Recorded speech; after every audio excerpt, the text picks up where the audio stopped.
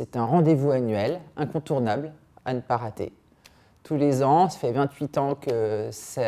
a lieu, tous les ans, les professionnels de la cicatrisation se retrouvent, d'horizons différents, de spécialités différentes, de métiers différents, et tous autour d'un vrai et seul sujet, c'est la cicatrisation. Quelles que soient nos professions, médecins, infirmières, chirurgiens, on va tous être confrontés à des plaies. Il est donc important d'assister à ce rendez-vous tous les ans pour se tenir au courant, mettre à jour nos connaissances, et notamment dans le domaine des pansements et de la prise en charge des plaies.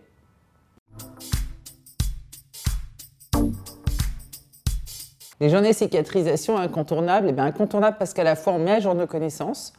de manière très différente, alors des plénières, des sessions spéciales, Dieu sait qu'il y en a cette année, aussi des modules et des ateliers, donc une façon très très variée de mettre à jour ses connaissances et dans tous les domaines de la cicatrisation et des plaies, assorti à la présence d'un certain nombre de représentants de l'industrie qui permet aussi de mettre à jour nos connaissances dans les moyens et dispositifs médicaux qui sont à notre disposition pour faire guérir ces plaies qui nous sont confiées.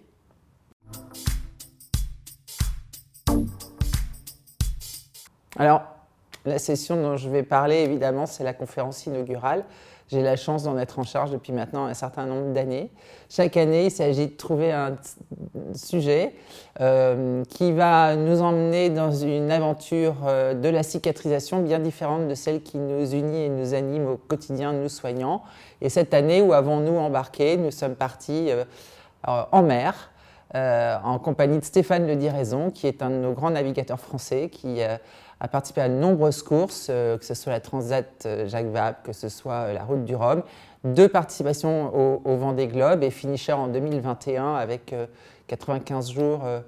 8 heures et 16 minutes en mer. Bref, un type formidable qui nous a raconté cette aventure du Vendée Globe et puis on est allé évidemment se demander quels étaient les risques liés à cette navigation et Dieu sait que finalement on a compris que le bateau c'était l'instant du danger de plaie quasi quotidien. Il a fini en disant partir naviguer 90 jours en imaginant revenir sans plaie ou sans se blesser, ça paraît inconcevable. Donc on a vu quel type de plaie aiguë pouvaient présenter les navigateurs pendant les courses et comment ils étaient accompagnés et comment ils arrivaient à faire face à leurs plaies et tenter de les faire guérir malgré l'humidité, la macération, le soleil, les embruns, le sel, enfin bref, un certain nombre de facteurs qui ne vont pas les aider dans le projet. En quelque sorte, nous avons fait notre petit mini Vendée Globe pendant 40 minutes.